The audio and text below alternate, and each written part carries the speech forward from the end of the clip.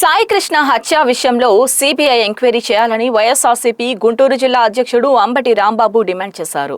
గుంటూరులోని కొరటపాడు సెంటర్లోని వైఎస్ రాజశేఖర రెడ్డి విగ్రహం వద్ద నుండి అంబేద్కర్ విగ్రహం వరకు వైఎస్ఆర్ కాంగ్రెస్ పార్టీ ఆధ్వర్యంలో నిరసన ర్యాలీ చేపట్టారు.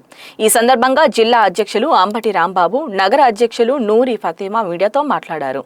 అంబటి రాంబాబు మాట్లాడుతూ ఈ ఘటనతో రాష్ట్రంలో మానవత్వం మంట గరిచిపోయిందని ఆగ్రహం వ్యక్తం చేశారు. సాయి కృష్ణను చిత్రహింస పెట్టి 50 రోజులు గడిచిన తర్వాత పోలీసులు ప్రభుత్వం స్పందించడంపై అనుమానం వ్యక్తం చేశారు.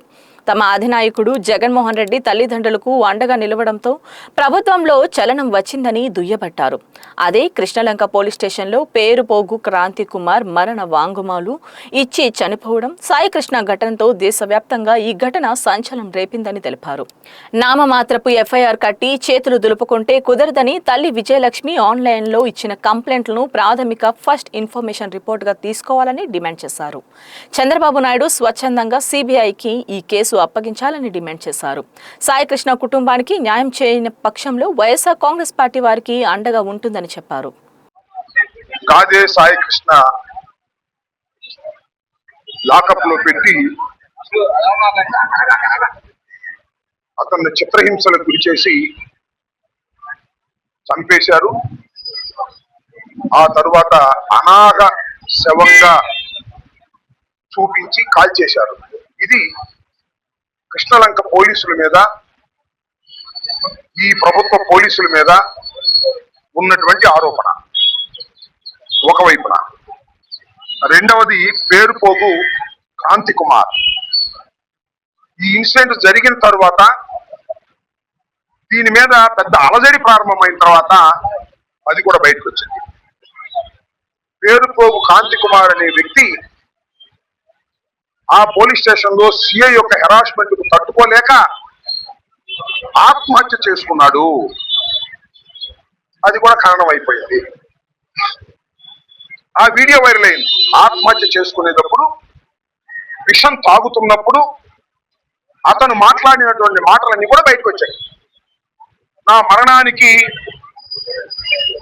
సిఐఏ కారణం అని. It's a dyeing declaration. Of course magistrate ముందు ఇవ్వకపోయినా ఒక డైయింగ్ డిక్లరేషన్ ని రికార్డ్ చేసి చనిపోయాడు. ఒకే పోలీస్ స్టేషన్ లో ఆంధ్రప్రదేశ్ లో ఒకే నెలలో 2 మరణాలు. ఒకటి ఆత్మహత్య, పోలీసుల దెబ్బకు తట్టుకోలేక, 2 పోలీసుల దెబ్బకు తట్టుకోలేక మరణించడం. ఈ 2 సంఘటనలు నిజంగా ఆశ్చర్యాన్ని కలిగిస్తున్నాయి. రక్షించవలసిన పోలీసులే హత్యలు చేస్తుంటే ఈ ప్రభుత్వం ఏం చేస్తుంది? అది ప్రశ్న.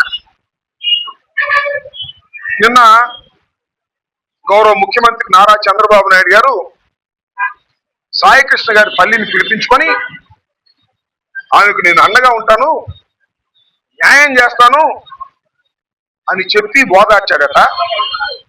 వాళ్ళని మధ్య పెట్టి స్టేట్మెంట్ ఇప్పించుకున్నారు. ఎప్పుడు సార్ మీరు ఎప్పుడు అండగా ఉంటారన్నారు? సాయి కృష్ణ చనిపోయి 2 నెలలైంది. మే 9వ తారీఖున పట్టుకొస్తే ఇవాళ ఎంత తారీఖు? 21. 20వ తారీఖు, 19వ తారీఖు కంప్లైంట్ తీసుకున్నారు. ఇన్నాళ్ళు ఏం చేశారు? గాలికి పోతలే, ఎవడు పట్టించుకుంటాడు, అది ఒక పేద కుటుంబం, అది ఒక కాపుల కుటుంబం, పోతే పోయిందిలే, ఎవడు పట్టించుకోడు, దృష్టిలోకి రాదు, మనోడు పగడ్బందీగా పూరి చేశారు కదా, సాక్ష్యాధారాలు కూడా లేవు, ఎవడో పట్టించుకోవడానికి వదిలేశారు. అయితే ఆ కుటుంబం యొక్క ఘోష విని వాళ్ళు హెబియస్ కార్పస్ పిటిషన్ వేసిన తర్వాత జగన్మోహన్ రెడ్డి గారు అండగా ఉన్నాడు. వైఎస్ఆర్ కాంగ్రెస్ పార్టీ దాన్ని బయటకు తీసుకొచ్చే కార్యక్రమం చేసింది. 18వ తారీఖున జగన్మోహన్ రెడ్డి గారు ఇంటికి వెళ్లి పరామర్శించి మీకు న్యాయం చేస్తామని చెప్పిన తర్వాత 19వ తారీఖు పిలిపించుకున్నాడు చంద్రబాబు నాయుడు గారు. అప్పుడు దాకా కళ్ళు మూసుకున్నాడు.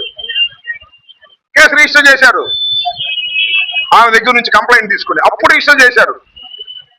జగన్మోహన్ రెడ్డి గారు పట్టించుకోకపోతేనో, లేదు వాళ్ళు హెబియస్ కార్పస్ వేయకపోతేనో, వాళ్ళు కొట్టుకుపోయేది కేసు ఎవడు పట్టించుకున్నాడే కాదు. ఇది ఇవాళ జరుగుతున్నది రాష్ట్రంలో రాజ్యం అని మనం చేస్తున్నాం.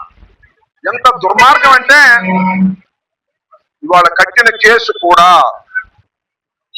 ఇన్ఫెక్చువస్, పనికిరాదు. నేను చెప్తున్నా, ఇవాళ వాళ్ళు రిజిస్టర్ చేసినటువంటి కేసు కోర్టులో నిలబడే కేసు కాదు.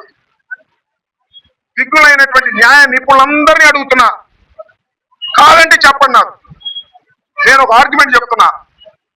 వాళ్ళు కట్టినటువంటి 19వ తారీఖు కట్టినటువంటి ఐ థింక్ 170 అప్ టు 26 అనుకుంటారు, నిష్ప్రయోజనమైనటువంటి లోపభూయిష్టమైనటువంటి ఎఫ్ఐఆర్ కోర్టులో నిలబడదు. రాసుకోండి, వాళ్ళు చెప్తున్నా. నిలబడిద్దంటే న్యాయ నిపుణులు ఎవరో చెప్పండి నాకు, నేను సర్దుకుంటా. ఎందుకు నిలబడదు రాంబాబు గారు అని అడుగుతున్నారు. ఎఫ్ఐఆర్ అంటే first information report. First information report. ఇది ఫస్ట్ ఇన్ఫర్మేషన్ రిపోర్ట్ కాదు. 19వ తారీఖున ఎవరైతే గాది విజయలక్ష్మి గారి చేత కమిషనర్ రాజశేఖర్ బాబు పిలిపించుకొని హడావుడిగా ఒక కంప్లైంట్ రాంచుకున్నాడే, that is not first information report. Rajasekhar Babu garu SP చేశారు, ఇవాళ కమిషనర్ చేస్తున్నారు. చెప్పండి దీనికి సమాధానం. డీజీపీ గారు హరీష్ కుమార్ గుప్తా గారు దీనికి సమాధానం చెప్పండి. That is not first information report.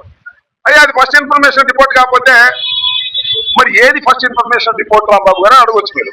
నేను చెప్తున్నా, 28/5/2006 28/5/2006 విజయలక్ష్మి గారు ఒక కంప్లైంట్ ఇచ్చారు.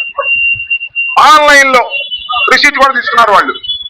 విజయలక్ష్మి గారి చెల్లెలు దుర్గా గారు, కనక దుర్గా, ఆ అడ్వకేట్, ఆమె డ్రాప్ చేసి పంపించింది ఆన్లైన్ లో. ఏమని, అయ్యా మా క్లయింట్ అయినటువంటి విజయలక్ష్మి గారి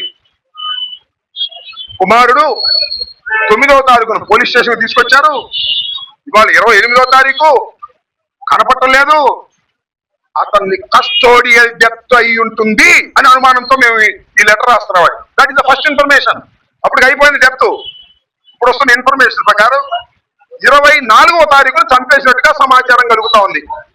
జాడా శ్రావణ్ కుమార్ గారు ఇన్వెస్టిగేషన్ చేసి ఒక జ్యుడిషియల్ ఆఫీసర్ ఇంతకు ముందు పనిచేసిన ఆయన 24వ తారీఖున స్వర్గపురిలో ఆయన్ని అనాథ శవంగా చూపించి క్రిమినేట్ చేశారని చెప్పాడు. అది నిజమని నమ్మితే 28వ తారీఖున ఇచ్చారు. అప్పటికే సాయి కృష్ణ భస్మం అయిపోయాడు.